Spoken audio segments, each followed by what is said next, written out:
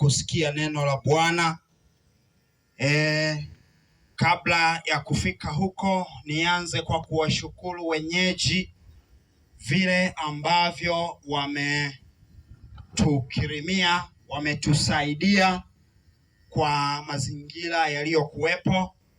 Lakini niendelee kukushukuru wewe ambaye tumekuwepo pamoja tangu siku ya Jumanne ama Jumatano tulipoanza mkutano huu na 23. Mambo ambayo tulikuwa tukiyazungumza toka mwanzo, tulikuwa tukijaribu kuzungumza vile ambavyo maisha ya watu wa Athene walivyokuwa wameteseka na miungu mingine. Tulikuwa tukizungumza habari za historia ya Athene ilivyokuwa. Tulizungumza habari za historia ya safari ya Paulo ilipokuwa ikatua mpaka Athene. Tulizungumza mambo mengi, na hiyo habari inapoanza mstari wa 16 inaishia mstari wa 31, na ndiyo sasa mwandishi anaendelea mstari wa 32, anaendelea kushuhudia yale ambayo yalitokea kwenye mkutano huo wa Athene.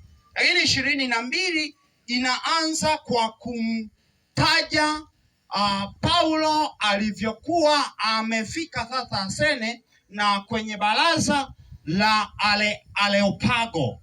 Anapozungumza anaanza na kuwatag ama kuwataja ama kuwasema watu wa Athene. Anaanza kwa kusema, enyi watu wa Athene, nilipokuwa niliangalia kile ambacho nyinyi mnajishughulisha sana ama mnatafakari sana, nikaona ya kwamba mnatafakari sana mambo ya dini. Na akaendelea mstari wa 23, anasema kwamba nilipokuwa nikiangalia mji wenu, niliona madhabahu iliyoandikwa kwa Mungu asiyejulikana, nami nawahubiri leo habari ya Mungu ninayemjua, ambaye ninyi mlimwabudu bila kumjua. Sana Mungu vile alivyo na sifa zake, ukilinganisha na watu gani? Na miungu mingine ama miungu migeni. Bwana Yesu asifiwe. Amen. Na kama mnakumbuka, tumekuwa tukiendelea na sifa za Mungu huyu ambaye ametuleta hivi leo. Kwa neema ya Mungu, kwa kweli tuko huru kwa sababu Yesu alikufa msalabani. Tuko huru kwa sababu Mungu alitenda jambo jipya kwenye maisha yetu. Tuko huru ama tuko hapa kwa sababu neema ya Kristo imetamalaki kwenye maisha yetu. Mpigie Yesu makofi tafadhali. Kwa hiyo tukawa tunazungumza sana leo. Msomaji wa Biblia ya Kisukuma akiwepo tutapendeza. Leo nataka tuzungumze mambo mawili tu. Maliza mambo mawili, tunaomba toja na kaya, maana niyo twarumpakwa. Wanasema angelikuwa happiness hayupo. Ni mstari wa 22. Mtu wa Kiswahili atasoma mstari mmoja na wa Kisukuma atasoma mstari mmoja. Sijui bali kwa bantu benabo. Kiswahili tafadhali tuende. Nasoma kama ilivyoandikwa. Ni Matendo ya Mitume sura ya 17 na mstari wa 22. Ndio. Neno linaanza kusema, ndio, Paulo akasimama katikati ya Areopago. Ndio. Akasema, enyi watu wa Athene, ndio, katika mambo yote naona ya kuwa ninyi ni watu wa kutafakari sana mambo ya dini. Biblia nyingine tafadhali. Tafadhali ipekwe maiki hapo. Alekwe maiki hapo tafadhali. Ngo waseba kulero kalonga kwinga mshetwa shaba tomwa suso 10 ngatero hirero amakunyabire n'ibire dore hayageke. Bona oboko Paulo wemero mwinumba lya Areopago. Aho bantwara omwinumba lya Areopago.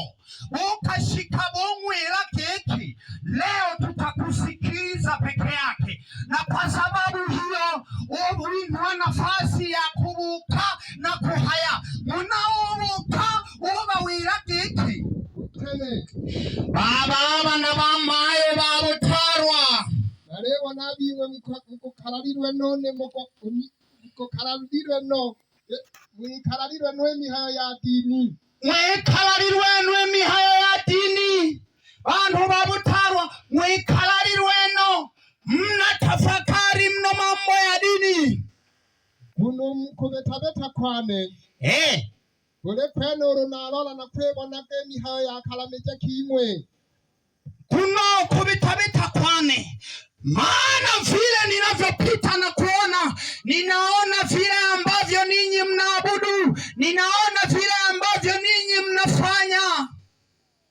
nabetira nakobona wandike hamware lonebe buhayire geke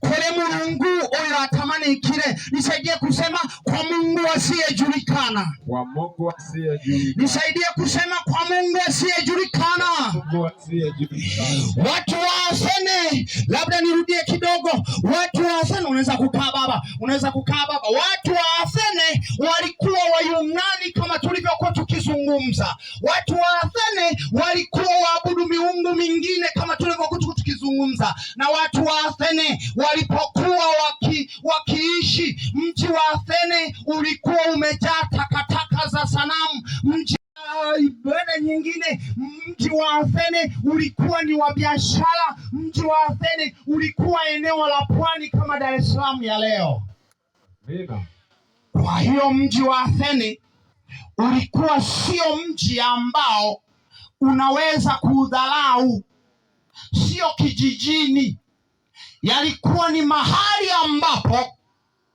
watu ukisema ninatoka Athene kila mwene huyo kuikeuka sasa Paulo anatoka Thessalonike anaenda Beroya anafukuzwa na Thessalonike baadaye sasa anakuja Athene anaanza kuona wakati huo akijiandaa kwenda Korinto anaanza kuona vile ambavyo mambo yao yalivyokuwa anaanza kupita kwenye mtaa anaangalia anaona kuna watu wamevaa malupengu anaanza kutafakari anaangalia tena anaona Toyotunumba Tobatale na machimu galeho anaangalia tena anaona kuna sanamu wanaitwa Zeus anaangalia tena anaona tena kwa Mungu asiyejulikana ikitokea unazungumza na watu ambao hawakutii moyo hata kwa makofi ni kazi ngumu kama kubeba lile lijumba. Kwa hiyo tafadhali sana ukipata nafasi ya kuona nilichokisema kiko Butarwa kiko pastoreti ya Busese piga makofi kwa ajili ya Bwana. Amen. Kwa hiyo watu hawa anaanza kusema sasa anasimama anaanza kusema vile ambavyo waliishi. Endelea mstari wa 23 utaruka wa 24 endelea mstari wa 26 utaenda mstari wa 27 na 28 na 29 tunamaliza. Kiswahili tafadhali. Ndio. Tasoma mstari wa 26. Ndio. Neno la Mungu linasema. Naye alifanya kila taifa damu kutoka katika mmoja. Alipokuwa akizungumza hii habari, anazungumza ameshasimama tayari, yuko anaendelea kutoa hotuba yake, na sasa anaanza kumdefine ama anaanza kumjadili ama anaanza kumwefanua ama anaanza kumweleza huyu Mungu ambaye anajulikana, huyu Mungu ambaye ni wa kweli. Anaanza anasemaje? Anaendelea kusema wakae juu ya uso wa nchi yote. Huyu Mungu alikuwa muumbaji na watu wakae juu ya uso wake. kuwawekea nyakati zilizozimuru. Ndio. Zamani. Ni makazi yao. Ndio. 7. Ili wamtafute Mungu. Ingawa kwa kupapasa papasa. Wamuone. Ndio. Ijapokuwa hawi mbali na kila mmoja wetu. Ndio. Kwa maana ndani kama vile mmoja wenu. Ndio. Mtunga mashairi alivyosema. Maana sisi sote tu wazao wake. Kiswahili alafu baadaye tutasikia Kisukuma. Mstari wa 29. Ndio. Basi. Kwa kuwa sisi tu wazao wa Mungu. Kisukuma tafadhali. Nose. Ikitureshisemo shamwa Mulungu. Nose. Ikitule. Endelea. Kiswahili. Haitupasi kudhani ya kuwa uungu ni mfano wa dhahabu au fedha au jiwe. Ndio. Tutizikanika geko Mulungu ashikire kugeranikiwa na shikoro gite dhahabu n'uru fedha n'uru maweka mpango ntare ayo kakabekyo na bukaliri bo bantu. Ndio. Vitu vilivyochongwa kwa ustadi na akili za wanadamu. Endelea kama nafikiri hiyo alilimaliza. Endelea. 30. Kama mmemaliza tunaweza tukanini. Kaka, asante sana.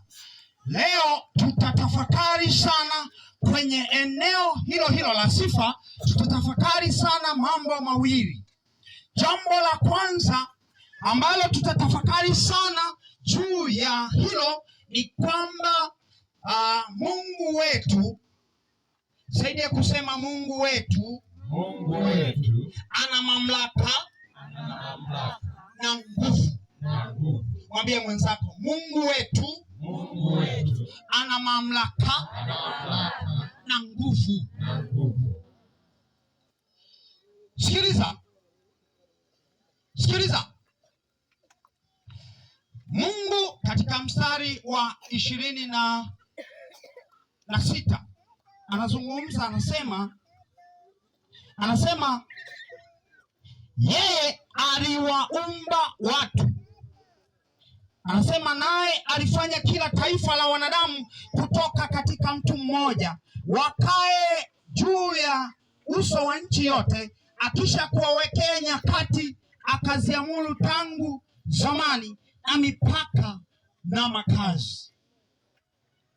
Yaani aliwaweka juu ya nchi kwanza, yaani alikuumba kwanza, sawa, akakuweka juu ya nchi, sawa.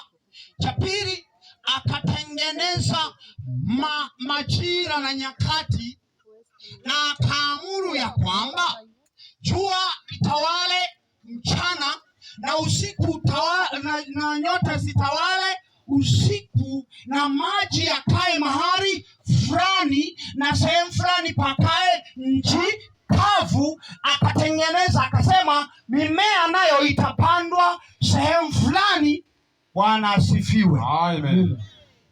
Kwa sababu hiyo, huyo ndiye Mungu ambaye tunamwabudu. Huyo ndiye Mungu ambaye ninamtangaza hapa leo. Ni Mungu wa mamlaka, ni Mungu mwenye nguvu, anayeweza kutenda jambo lolote. Kama alifanya juu ya uumbaji, akatengeneza kila kitu, akafanya kwa majira yake. Leo amekuwekea mpaka muda wa kifo chako kitakapopatikana.